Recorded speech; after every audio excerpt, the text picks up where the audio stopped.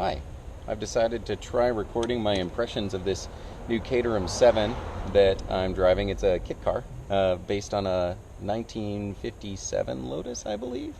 And Colin Chapman, the guy who was heading Lotus at the time, sold the rights to keep making this Lotus 7 as a kit and replica to Caterham in the 60s. They've been making them pretty much the same since. I guess they've had some updates, but this one was assembled in Colorado in 1999, and she's new to me. So let's fire her up and take her for a spin. The first thing that I noticed when I got in one of these, obviously, besides how small it is and how you kind of climb into the cockpit,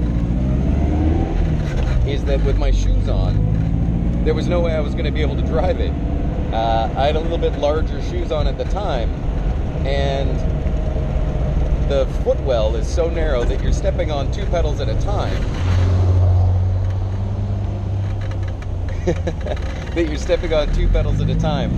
If you're wearing normal width shoes or even slightly smaller than normal. So right now I'm driving barefoot, which takes a little bit of adjustment.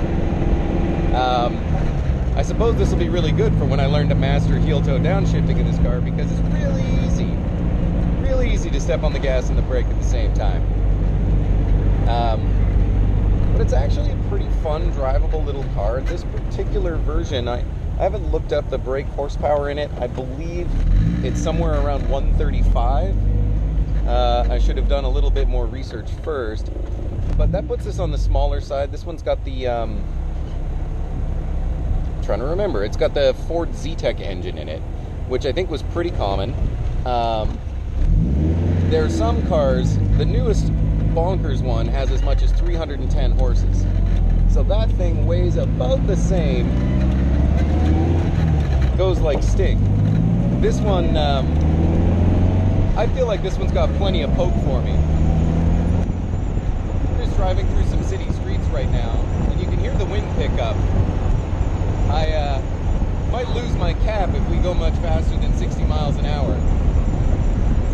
Right now I'm just doing about 20-25 miles an hour in town. Speed limit's 35, but there's lots of people out at the beach today. There's lots of stoplights, so it's a fun little car to cruise around in as well. As I pull up behind this big white truck, another thing that occurs to me is you can't really rely on being able to see through the back window of other people's cars. So you need to maintain a little bit better awareness, I think, of what's going on in front of you. I think it's a good excuse to sort of hug the inside line of the lane so you can see in front of the car ahead of you. I sort of love the simplicity of this car. A lot of the amenities that I think people are used to seeing are certainly stripped down. There's no cup holder, there's no roof, although that's an option. This one actually has a soft top roof you can put up. Obviously doors are an option, but other things people have kind of grown accustomed to, like dynamic stability control, traction control, anti-lock brakes, none of that. For a guy like me, I find that pretty appealing. You know, I work in a very technical field, and I think on weekends I'm sort of drawn to a little bit simpler, more analog time. However, they certainly didn't do a lot of wind tunnel testing in the 50s when the basic design was laid out, so they haven't optimized for buffeting and noise. In fact, I don't even know if you can hear me anymore. Right now I'm only going about 45 miles an hour, and we're about to hit an open stretch where people tend to take their expensive sports cars out for a little spin. It'll be my first time sort of off of the interstate anyway, my first time getting the car up to, you know, running speed. And certainly on anything resembling a straight, I think at least this Caterham's going to get its doors blown off. Mostly a car, I think, sort of valued for its low center of balance and ability to corner, something I'm really looking forward to trying out a little bit more.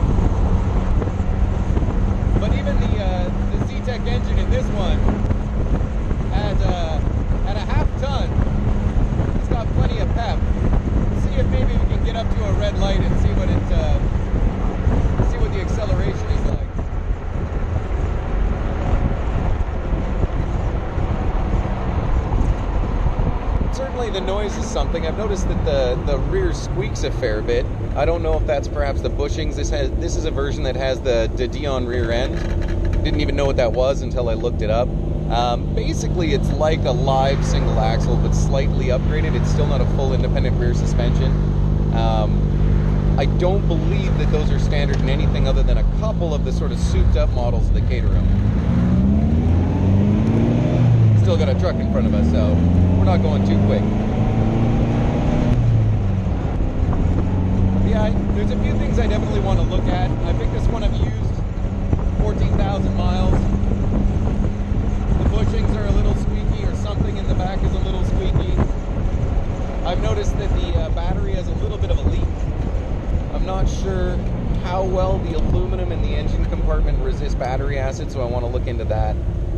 And then, because I'm not super mechanically inclined, even with a car as simple as this one, I sort of want to have a professional give it a once-over, make sure that all the bolts are torqued down to spec and that sort of thing.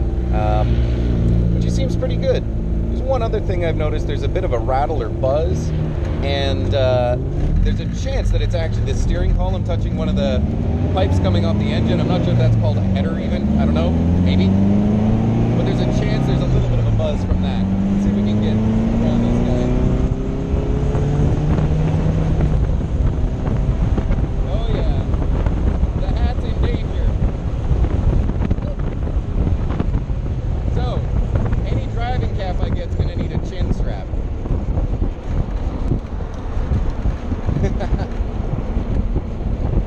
Another thing to get used to is that the signals, I find this very charming. It's just a little knife or little toggle switch on the front dash. So you have to make sure to cancel the signal just like in a motorcycle. It's not connected to the steering column in any way.